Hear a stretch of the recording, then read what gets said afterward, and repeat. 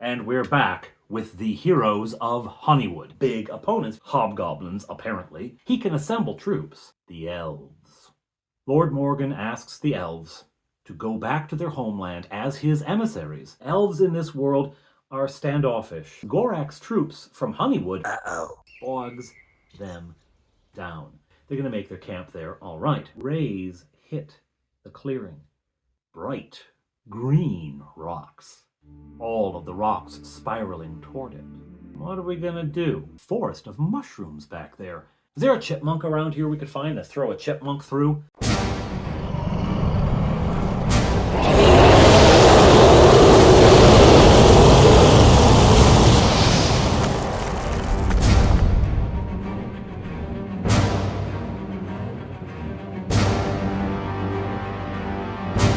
I want to try the door. You try the door, it does not open. What do you mean it doesn't open? There's a keyhole under the knob. Wait, was there a keyhole on the other side? No. Oh, man. All right. Look around. Well, as I say, there seems to be a path leading away from the clearing, just a bit into the woods. The mushrooms are gathered around on either side, but there is an opening. There's a way to go. What's down there? The huge mushrooms? Well, let's go see the huge mushrooms. They begin down the path. As they go, they can see ahead of them that the three huge mushrooms stand behind, oh, is that an altar? A stone table of some kind. And the mushrooms themselves. Oh dear. This goes back to Claricon 2023. I know I'm throwing in all these references, but I gotta give credit where credit is due. These mushrooms are awesome. They are awesome. And the first year I snagged some for myself for just such a reason. And so these are also Dirty Basement Terrain creations, the monster mushrooms. I've actually used them for another group that I run a game for. They're fabulous. Anyhow. These three huge mushrooms stand behind the stone altar. What? I think we should leave now. I don't want to go anywhere near those. And you see on the altar, oh, okay. You see on the altar a bag, a velvet bag. Could be treasure. Could be. All right, let's go. And they get closer, and they get closer. And the monster mushrooms, as they get closer, wake up. Their cruel mouths open, teeth bared, and their tentacles begin to writhe around. Tentacles, yes, tentacles. Lawrence will add tentacles to anything. The tentacles begin to writhe as they get closer. Oh, I do not want to fight these things. I do not. No, I don't. What are you going to do? Well, Bob Johnny's going to fire a magic missile. That's what he's going to do. Opening gambit, I'm going to fire a magic missile. So he casts the arcane words, and the arrows appear next to him in the air, and he points, and they streak through the air, and they stop short. They stop short. There is a magical protection around these mushrooms. Oh, come on. How far short, Fleetwood asks. Was it like inches from the mushroom? No, it was about 10 feet out. Oh, so it's an area that can't be penetrated. Faux fire, try your bow. Now, faux fire's record for hitting is not great, but she takes a shot that could reasonably have hit, or at least gotten close. Stops. Deflected by something around 10 feet away from the mushrooms. Oh no, you're not going to be able to sit here and just pelt them from range. You're going to have to get in there. The other thing, after these attacks, one of the normal giant mushrooms next to them goes plink. It just goes plink like that. And from underneath, a cloud of spores is released. They fill the air. Roll a save versus poison, everyone. Oh, dear. Well, Bob Johnny, I think? No, Fleetwood. Fleetwood and Faux Fire both fail their saves. Touchberry has such great saving throws, that's not happening. Anyway, they fail their saves, and they fall asleep. The mushrooms control all of the other mushrooms in the area. They can make them do things. And the consequences can be negative. There's actually a number of mushrooms with different effects. There's a sleep one. There's one that causes a burning sensation and takes hit point damage, right? There's one that causes confusion, etc. All right, that's not great. Wake up, wake up, wake up, wake up, wake up. Eventually, the two wake up again, some water thrown on their face and some time passing. They wake up. What happened? So if we attack them from range, those mushrooms will cause the other mushrooms, the monster mushrooms will cause the other mushrooms to attack us back. This is going to have to be melee, isn't it? Not necessarily. Fleetwood points out that Lightning Bolt can start up to 60 feet away from the caster.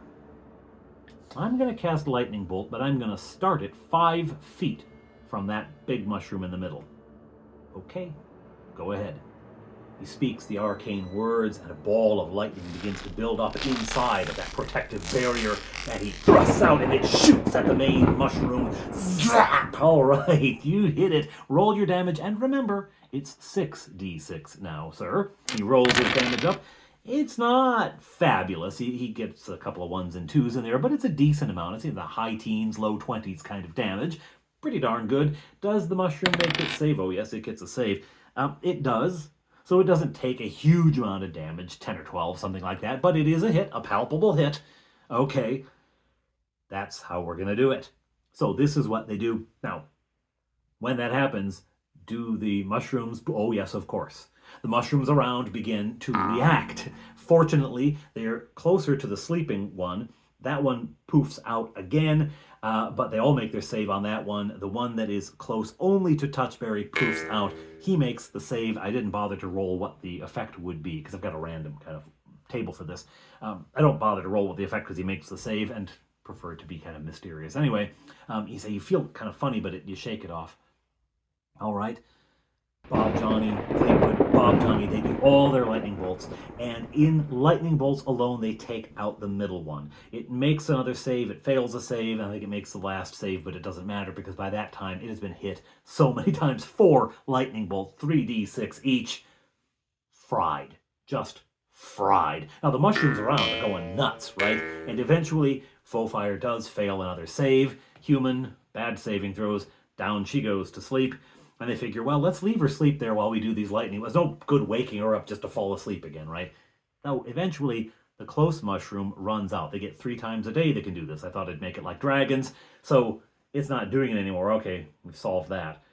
Interestingly, they never decide to just chop that mushroom down, right? They could have just attacked that and chop it down, burn it. I'm surprised that Touchberry, of all people, didn't think, burn the mushroom that's sleeping us, right? But they didn't. They just didn't even think to attack the mushrooms. They're just after these big guys. Anyway, eventually they're out of spells. We got to get in there. This is going to have to be melee. We've got 2 more mushrooms to go. Let's go! And in they charge. And by this time, Fire has woken up and charges in as well. Well, how does the combat go? About like you'd expect. Once they're in, magic missiles are sent at one of the mushrooms, trying to break that one down. And it takes it down quite a bit, but it's still alive. Bob Johnny goes at it with his axe, Brasingas, with fire, and chops at it. They eventually whittle that one down, but in the meantime, they have been grabbed by that one. Bob Johnny pulled in for a hug and a chomp. He gets bitten, badly hurt. It's a 1d10 for that bite. I mean, look at the mouth on the thing, right? He gets badly hurt, plus the stranglehold of the tentacle hurts as well. Fire doesn't get grabbed, but she gets knocked down by a tentacle. There's a roll and a save, a roll and then a save versus paralysis to see if you get grabbed, right? So she gets smacked down by the thing, hurt, right? But they are going at it. Touchberry focuses on the other mushroom, and first he's missed, because it is a large creature, so it gets a penalty to hitting a halfling. But then those flailing tentacles grab him by the leg and hoist him into the air, screaming and hollering. He's slashing his sword, trying to hit the thing, but he's got a -4 penalty, because although his arms are free, the creature can control where he is. So he's trying to slash at the tentacle, right? He's got a -4 penalty. He does hit once. Doesn't do a lot of damage, though. Then he decides that's it. For his next attack, he's pulling out an oil flask and throwing it at the mushroom.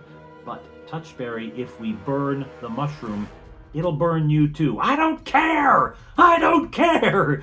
His next attack comes around and he throws it and he rolls like an 18 or something. So crash! Right over the face of the mushroom, oil dripping down into its maw and all down its stem, right? Great, great. I'm gonna do another one next time, okay? The thing now goes at him with a second tentacle and wraps up an arm, and now it's got him arm and leg and is pulling him apart. Ah! Right? The damage is pretty intense. Touchberry, he's taken like, 12, 13, because it's a big damage. It's a 2d6 plus 2, I think it is I had on it. Because it's literally tearing him apart if you've gotten by both tentacles. So he's being pulled apart and like, gotta save Touchberry! And Touchberry did get the second oil flask off, though. He does get the second oil flask off with his free arm. He's dropped his sword. It's useless anyway. He grabs his second oil flask out and throws. It gets another decent score, so it breaks over the cap of the mushroom. So now the thing is coated in oil, and he says, throw a torch! No, we don't want to burn you! Throw a torch! Well, they do. Bob Johnny, I think it is, actually uses his axe, Brasingus, and goes into for a chop. The chop does minimal damage, but the fire, whoop, up goes the mushroom, and up goes Touchberry. Now, he's not coated in oil, so it's only going to burn him as long as he's physically in the fire. It's not going to stick to him. And fortunately, when the thing lights on fire, it drops Touchberry, thump, onto the ground, and he rolls away from the fire. Stop, drop, and roll. He rolls away from the fire, and they watch as the thing burns. They had taken out the other one. In the midst of all this, they'd taken down the other one. And finally, the third mushroom shrivels up in a roasted heap. Can we have pizza for dinner, Papa? Anyhow, they have now killed the 3 giant mushroom monsters. And they're guarding this thing on the altar. Well, what's on the altar? What is it that's so important that they're guarding? All right? They grab up the velvet bag, and then they say, wait, maybe we don't want to open this. We just fought 3 monster mushrooms for it. Yeah, but what if it's something dangerous? If it's something dangerous, hopefully it means it's a weapon. Open it! They open the bag. Whoever put this here knew that the monster mushrooms, they have some very limited intelligence, like hamster-level intelligence, all right? And if you've ever had a hamster and you go to feed the hamster, sometimes the hamster will bite you. It doesn't know the difference between you and a predator. Even though you're giving it seeds, even though you've given it seeds every couple of days for as long as it's been alive, it still bites you. So in the bag is a potion of healing. 3 drafts on it, incidentally. Now, this is an opportunity for me, really, to introduce some props. I kind of like doing this. It is a little bottle. It is a little bottle full of blue, light blue liquid, just, food coloring and water, because I like light blue for a healing potion. And inside a dice, a d6. And so you tip the bottle and set it down, and whatever you get there plus 1, that's how much you heal. So from now on, when we have healing potions, we're going to use this because it's kind of fun. Again, I'm gaming with kids, so interactive stuff like this is fun, and I kind of like props. I kind of like doing props. Anyway, so there's that. Also, in the bag, a key and a mushroom. What on earth? Very fancy looking key. And a mushroom. Why would we want a mushroom? Touchberry says, I want to eat it. No, you can't eat the mushroom. Fleetwood's got the bag. No, you can't eat the mushroom. All right, a key. Well, a key's probably to the door. Yeah, I guess. What's this mushroom about, though? Well, that seems kind of wasted. All right, well, let's see if the key opens the door, and let's get out of here, right? And out they go. Does the key fit? Good. Yes, it does. Yes, it does. The door opens, and they walk out. And then Fleetwood says, I wonder how much time has passed. What do you mean? Well, like we were in a pocket dimension. We were in another world. We were in the Fae. I wonder how much time has passed. They go over to their campfire. It's still warm. It's still warm. The ashes of it. We haven't been gone very long. Okay, well, camp up and let's keep going, I guess. We have a mushroom and a couple of healing drafts left. Huh? All right, on they go. They've got another night they have to spend on their journey because they're not quite at the elven area yet. Again, it slowed them down massively, but they're getting closer. And so they set up camp, and now they're very watchful for any weird things that might happen. And it is during Touchberry's watch that a random encounter happens. What kind of random encounter? Oh, good. Oh, good. Sprites.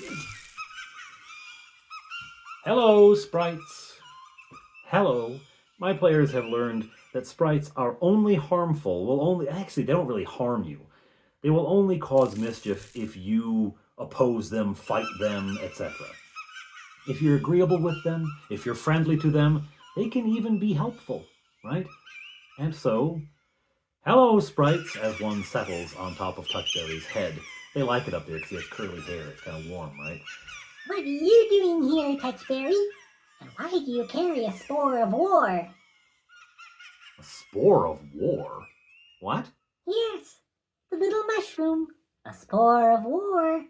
Alright, so this is the DM just giving them a break and telling them what a magic item is because I don't want to have a whole quest to find some magic user who can tell them what it is. Maybe the elves could have told them, but the sprites are more fun. The sprites are more fun, and I came up with sprites anyway, so let's go with it, right? So what is a spore of war? Throw the mushroom, and when it lands, poof! Lots of mushrooms. So it makes more mushrooms. Yes, and each one a trap. A trap? Magical trap. What do the little mushrooms do? Sleep. Itching. Confusion. Pain. Oh. So this, like the large mushrooms that surrounded the monster mushrooms, like those mushrooms, and you throw this thing, it explodes into a rain of mushrooms that covers a 30-foot radius. So a huge area, right? My candle has gone out.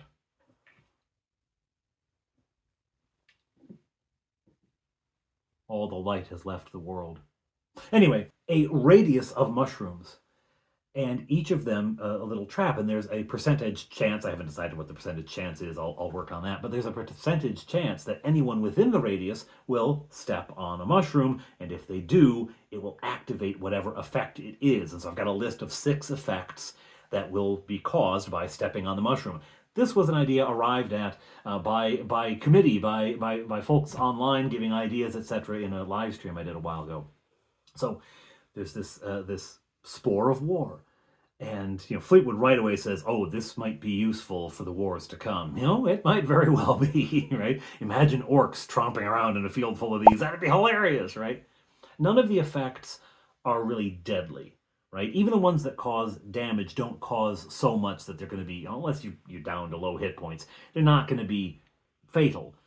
They're more inconveniences, they're more things to slow, to mislead, to distract, etc. But it could really cause chaos in the middle of a battle, right?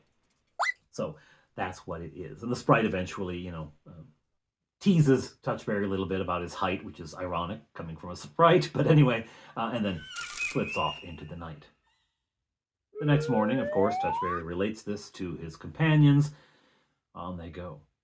And they come to the elven realm and say, now you see ahead of you, looks like it could be some sort of structure built into a tree. Touchberry and Fofire, you've never seen anything like this, but Bob, Johnny, and Fleetwood, you know it very well. This is clearly a home, and it looks like a substantial one built into the tree. And they greet the elves who live there. Welcome. Are you from these woods? She's speaking to Bob, Johnny, and to Fleetwood, of course. Looks a little askance at the halfling and a human. Yes, we are. Further north from here. Sleekfoot is our brother. Ah, Sleekfoot, yes, very good. Well, what brings you here? And they relate their mission. And meanwhile, they're looking around, and I describe the setting, because although Bob, Johnny, and Fleetwood are from this, this culture, the players don't know it yet. So I describe the kind of agriculture that they see, although it's the remnants of it, because the winter is setting in. The last gourds are still on the vine, kind of thing, hardening off for the winter.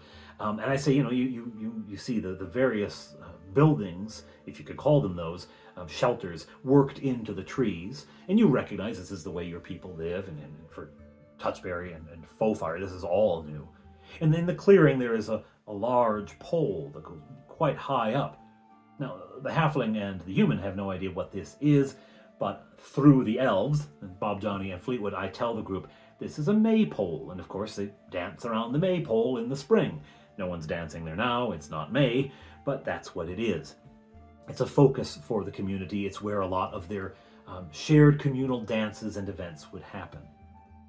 Okay. On they go, though, because this is not the nobility, or the royalty, rather, of the elves.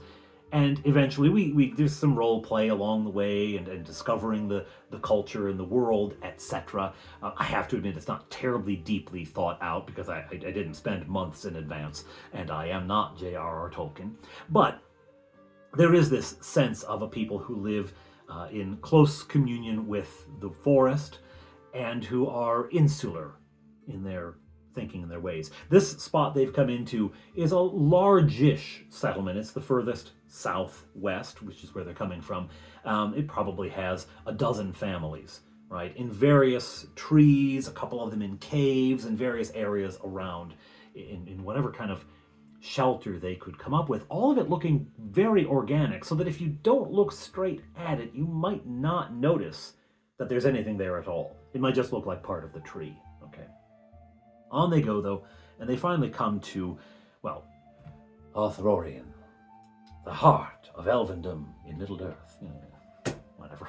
They come to a grander structure, something that does stand out as an actual structure. The eye cannot miss it, built into an enormous tree, and up they go. Those staircases in Lord of the Rings. I mean, I'm leaning heavy on Jackson here. Up they go into the trees, where they do meet the elven royalty. Now, these elves aren't the very aesthetic and ethereal elves of Lord of the Rings. They're more the elves from The Hobbit, right? They're a little suspicious, right? They don't throw anyone in prison, but they are very cautious when Fleetwood brings the message from Lord Morgan. The humans are having troubles. I've heard there has been strife in their kingdom, fighting among themselves as usual. Yes, they are, but now they face a larger threat, a common enemy to us. Orcs and hobgoblins coming from the east. Orcs and hobgoblins are scum. We will fight and destroy them anywhere we find them. I do not know that we should go looking for them, however. At this the queen pipes up, My lord, if they destroy the humans soon, they will turn to us. You speak wisely, my queen. We will ponder this and let you know more. Meanwhile, relax. You are safe here. Your wounds will be treated. Welcome. Welcome to the Elven Realm. Which means I have to think up more elf stuff, don't I?